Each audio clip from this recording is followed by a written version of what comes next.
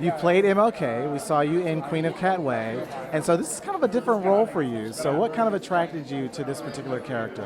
Well, the very thing you just said, the fact that it was a little bit different. You know, I'm always looking to defy people's expectations. After I played Dr. King, I got every civil rights script under the planet, under the sun, I should say. And, you know, as much as I loved playing Dr. King in Selma, you know, the idea is to keep things fresh and moving and don't let go definitely provided that opportunity. Yeah. And what was it like playing opposite Storm Reed, who is just this amazing little talent coming out of Atlanta, Georgia? What was it like working with her?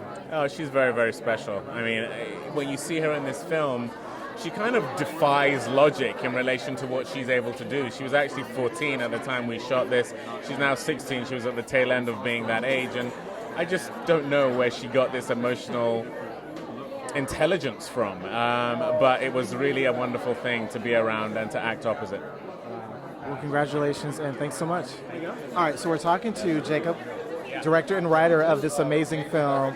Where did the inspiration come for this? Because this is a story that is just like out there. You've seen it? Well, I've seen the trailer. And the trailer is very, you know, it pulls you in. So the story really has to do with a man who's had this horrible traumatic loss. And he has a prayer or a wish that he could somehow reach through the fabric of space and time and pull his family back from the grave. And he gets that opportunity. And so the inspiration for that comes from, like a lot of us, I've had a number of losses in my life and wished I could somehow, you know, pull those people back into my life somehow. And then on top of that, I nearly died a couple of years ago. And while I was dying, I was saying to myself, your son is too young. You need to stay alive. Don't let go, don't let go. So that became the title of the movie eventually. And that's what the movie's about. Now the film stars two amazing talents, David Oyelowo and Storm Reed. So what sort of went, I guess, into the thought process of casting them in these particular roles?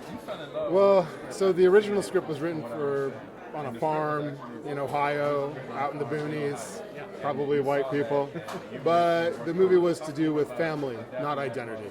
And David is such a tremendous actor that I wanted to see what would happen if I submitted him the script. I mean, he's such a good actor that when a couple of years ago on Martin Luther King Day, I wanted to post Martin Luther King's photograph on my Instagram page.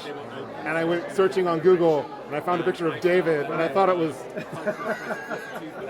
his role in Selma. Exactly, and he had convinced me, so I posted it, and somebody was like, dude, that's not Martin Luther King, that's David Oyelowo. So I thought, okay, he must be a really good actor. He's convinced me of this reality, right? So luckily, David wanted to do it, and we constructed a family around David, and Storm auditioned, and she was miraculous in her audition, and we just said, yes, this is the way we're going to make the movie. Well, Jacob, thank you so much, and congratulations on your film. All right, so we're talking to actress extraordinaire and my buddy, Christine Horn. Oh my God, so proud of you. So happy to have you back on the East Coast, back in Atlanta. And so you're part of this year's BronzeLens Film Festival. You're actually going to be on the teaching side. So let's talk about your workshop. I am so thrilled. I'm teaching an event called Level Up to Stardom, learn the business of acting and how to audition like a pro. I work in TV nonstop now in Los Angeles, but I got my start here in Atlanta. And I was like, I want to come back here and teach the community here. So it's all about the business of acting, how to brand yourself, how to market yourself. Then we go into how to self-tape like a pro, because Atlanta especially, there's so much work here, but it's 98% self-tapes. So I'm just teaching everything I know from 10 to 6, as much as I can get out. And it's just my way also of giving back to my community. Yeah. You've been very busy. Can you tell us about some of the projects that you've been working on? Ooh, yes.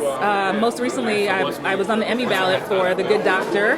It didn't turn into a nomination, but it was awesome. You can find me in the new Terminator Dark Fate coming out this fall. I'm excited about that. New episode of It's Always Sunny in Philadelphia, the new Ben Affleck movie, The Way Home. It's just been a lot of good stuff. Yeah. We're so proud of you, and congratulations on Saturday's event. Yeah.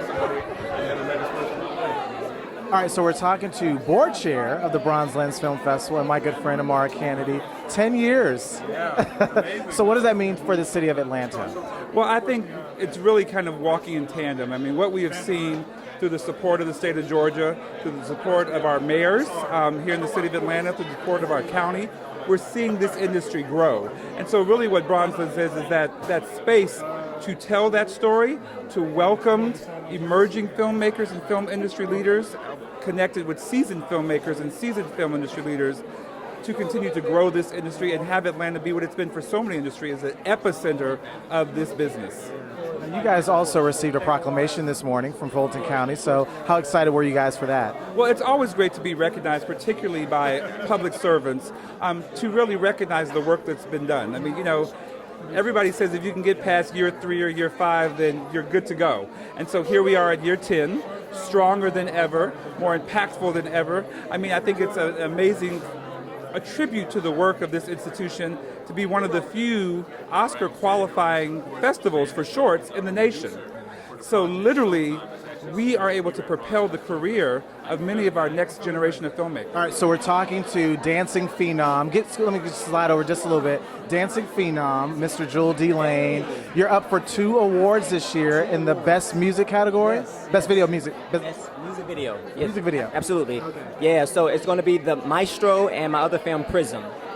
Yeah. So let's talk about the Maestro, because that's actually based off of a very iconic painting, right? Yeah, so it's based off of Ernie Barnes. So if you don't know Ernie Barnes, you've probably seen him in Good Times. J.J. Walker was the main painter that was doing it. So it was all of his paintings, and so it was my interpretation of really bringing that painting to life. So that's what I wanted to do. And as far as Prism was just about creating spaces for black men, like just in our own space. We ain't bothering nobody. This is what I wanted to do. So yeah. So take us back to when you received the phone call or the email or text that you were nominated for these 2 awards. You know, I got the email and I almost fell out my chair because I've been trying so hard to be a part of Bronze for a long time, and I missed the deadline. I was like, oh, it's too late. But it's one of those things where you have good people like yourself who recommend you and say, hey, they're interested, so it's not too late. So I'm very thankful for you, but I'm also thankful that they're giving me a chance to just kind of like have this platform and just to show those films. Yeah. Congratulations, and we'll definitely be checking out the screening. You said it was on Friday, right? Yeah, so it's Friday at 10:50 a.m. and 11:10 a.m. Yeah. Good luck. Thank you. All right, so we're talking to... No, I'm talking to Cornelius. actor Angelo Diaz, a man of all trades. But listen, we've got this amazing seminar, workshop, whatever you want to call it. It's coming up on Friday that's featuring you and your other acting partner for ATL Homicide. Man, you're all over the place with that show. So let's talk about that. How's that been going so far? It's been amazing. It's been an amazing experience. It's done a lot for the city of Atlanta. I think it's done a lot, which is yet to be determined. I think I got to do both nights. It's yet to be determined how the impact is going to have on the next generation as far as young brown people looking up at examples of brown men, strong brown men, doing it for the right reasons on the other side of law enforcement. We're used to seeing strong brown people on this side, you know what I mean, the law enforcement side. So we don't know the impact that's going to have yet until more generations grow up watching that show or being impacted by that show. So it's very exciting. And it's just Atlanta. These detectives we played, they're like walking Atlanta history. Like, yeah, you know what I mean? It's dope. It's dope. Now, tonight you're kind of doing double duty. You're actually the red carpet correspondent for tonight's opening film. When they called you and asked you to do that, what went through your mind? Oh, I was excited. I just looked up at the sky. My mom, rest her soul, she was a journalism. She was a creative writing professor and a journalism professor.